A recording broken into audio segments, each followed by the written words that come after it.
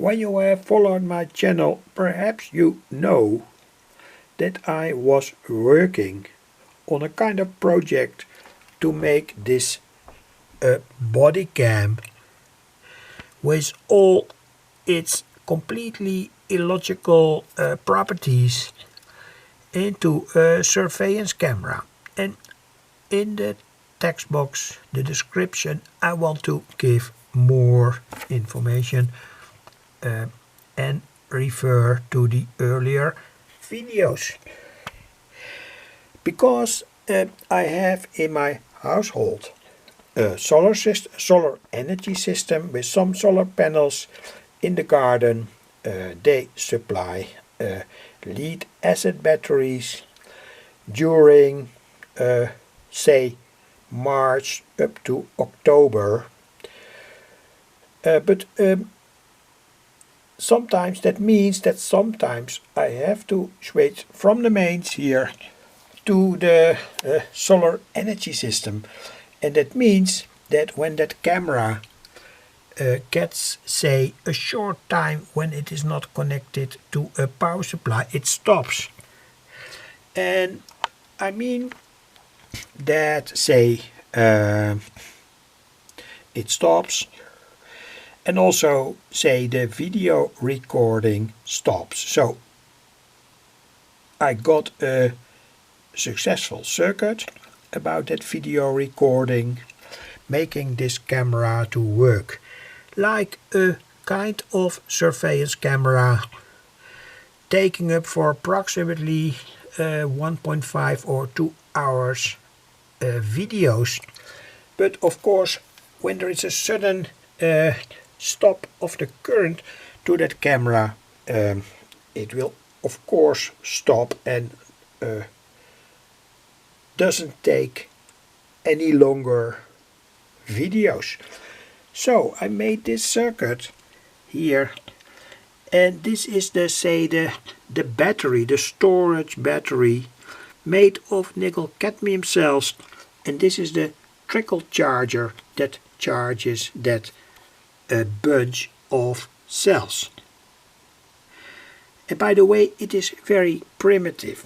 I only have, say, in this case, a kind of maximum voltage, so that these nickel cadmium cells cannot be overloaded, and that voltage is even not made with a Zener diode that can stabilize the voltage, but anyway, only with a simple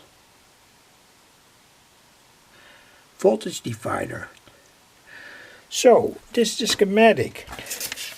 Perhaps I can tell more about it here. And I know that it is very primitive, etc., etc., but anyway, it's a classical, say, voltage regulator, but here is no Zener diode. Here there's only a voltage divider made with two resistors here, and with this potentiometer that's here in the circuit, you can set the current to the nickel cadmium cell. Let me demonstrate that. Now it is 49 milliampere, but when I say turn this potentiometer here, we can go to 0. So anyway, this is a maximum voltage, and of course that is logical, because this, say, battery here, storage battery, only functions as a kind of buffer.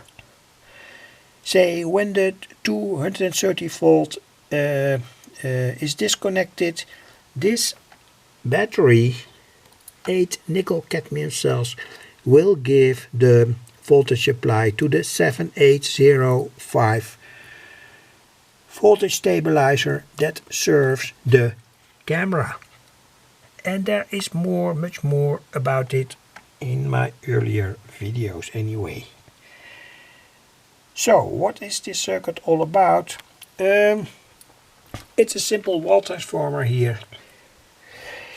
It gives out, say, 14 volts nominal without any load, so 14 volts open voltage, but 14 volts with a certain load, but even when the open voltage is in the order of 30 volts. That has everything to do with these simple wall transformers, etc., etc. They are not stabilized. They are calculated on the current that they have to give, etc., etc., under a certain voltage, supply voltage, output voltage, that's what I mean. So anyway, 14 volts nominal, 25 volts in practice with an open circuit. And here I only have used a one-phase rectifier. Here again a diode that has a kind of protective ID, and here is the BD139 that acts as a voltage stabilizer, not a voltage stabilizer, because there is here no Zener diode. It only acts as a kind of current limiter, and you can say set the maximum current and the minimum current. I have showed that with the help of this 10K potentiometer, and that's here, 10K potentiometer. So now it is 51 milliampere. We have of course to take in account and in the ID that such a big bunch of nickel cadmium cells can give out an enormous current, but at the same time you cannot overload them. That means that the voltage here must not get too high. They can get hot, etc., etc. They can handle, by the way, nickel cadmium cells can handle a lot of punishment. That's important to tell, and that's also the reason why I've used here only 50 milliampere that is constantly charging the nickel cadmium cell during 24 hours each day. And of course, on a certain moment there is an enormous energy stored here, but that's necessary for the situation when the mains supply falls out, or when I switch to my solar panel inverter circuit. That was more or less all to tell. Thanks for watching. Like I told, the output voltage must not get too high. Don't overload the nickel cadmium cells. They can get warm. That's not the idea here. They get, in this case, cool. They stay cool during 24 hours a day. But when they have to do their job, they work. Ben over somewhat. Thanks for watching.